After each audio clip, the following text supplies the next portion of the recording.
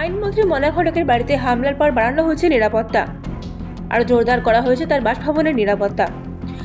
হামলার ঘটনার সময় নিরাপত্তার দায়িত্বে থাকা 4 জন পুলিশ কর্মীকে বদল করা হয়েছে এবং এই ঘটনায় অভিযুক্ত বিকি কেওড়াকে গ্রেফতার করেছে আসানসোল দক্ষিণ থানার পুলিশ।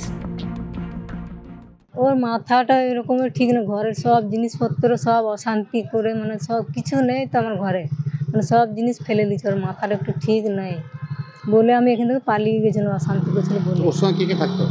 হ্যাঁ, ওর সাথে কে থাকতো?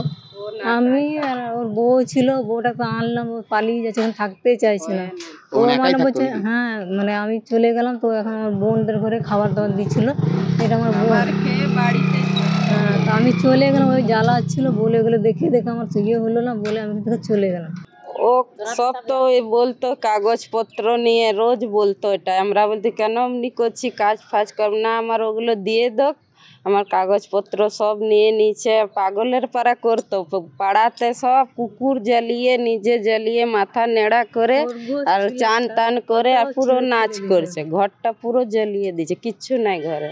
এই 2 মাস হলো তো আমরা অনেক জায়গা নিয়ে গেলাম ছুটাছুটি, আবার টাকার জন্য আমরা কোথাওকে বড় ডাক্তার দেখাতে পারছি না। আমরা লোকের বাড়িতে বাসন ধুই, আমরা বাসন ধুয়ে মানে কত দিবে টাকা, 1000 টাকা 500 টাকা।